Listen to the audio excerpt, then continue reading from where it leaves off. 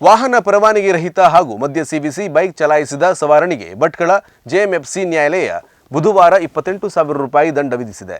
ವಾಹನ ಪರವಾನಗಿ ದಾಖಲೆ ರಹಿತ ಹಾಗೂ ಮದ್ಯ ಸೇವಿಸಿ ಬೈಕ್ ಚಲಾಯಿಸಿದ ಬೈಕ್ ಸವಾರನಿಗೆ ಭಟ್ಕಳ ಜೆಎಂಎಫ್ಸಿ ನ್ಯಾಯಾಲಯ ಬುಧವಾರ 28,000 ದಂಡ ವಿಧಿಸುವ ಮೂಲಕ ಪ್ರಕರಣವನ್ನು ಮುಕ್ತಾಯಗೊಳಿಸಿದೆ.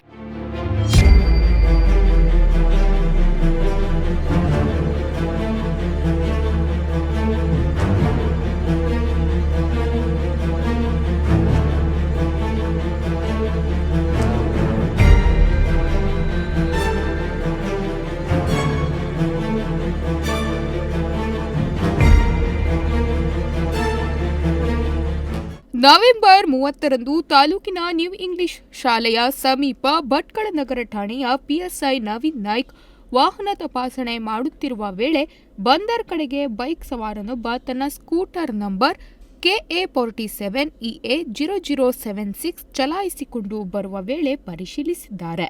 ಈ ವೇಳೆ ಸವಾರ ಮದ್ಯ ಸೇವನೆ ಮಾಡಿದ ಬಗ್ಗೆ ದೃಢಪಟ್ಟಿದ್ದು ಸಾಬೀತಾಗಿತ್ತು.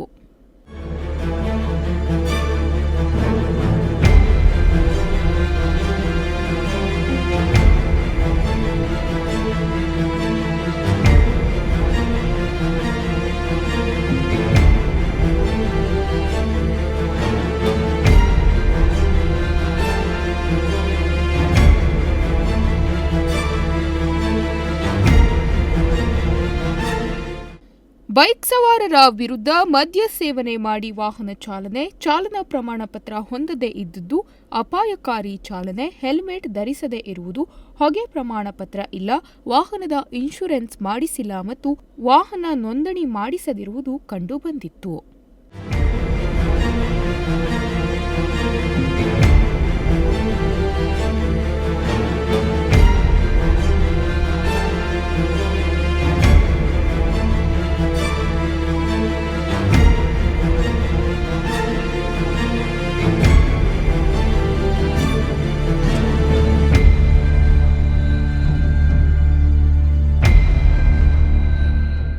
ಸವಾರನ ವಿರುದ್ಧ ಪ್ರಧಾನ ಮತ್ತು ಹೆಚ್ಚುವರಿ ಸಿವಿಲ್ ಹಾಗೂ ಜೆಎಂಎಫ್ಸಿ ನ್ಯಾಯಾಲಯ ಭಟ್ಕಳ ನ್ಯಾಯಾಲಯದಲ್ಲಿ ಚಾಲಕನ ವಿರುದ್ಧ ಅಂತಿಮ ವರದಿ ಸಲ್ಲಿಸಲಾಗಿತ್ತು.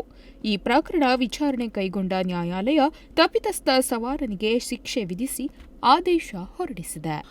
ಉದಯ್ ನಾಯ್ಕ್, ನುಡಿಸಿರಿ ನ್ಯೂಸ್, ಭಟ್ಕಳ.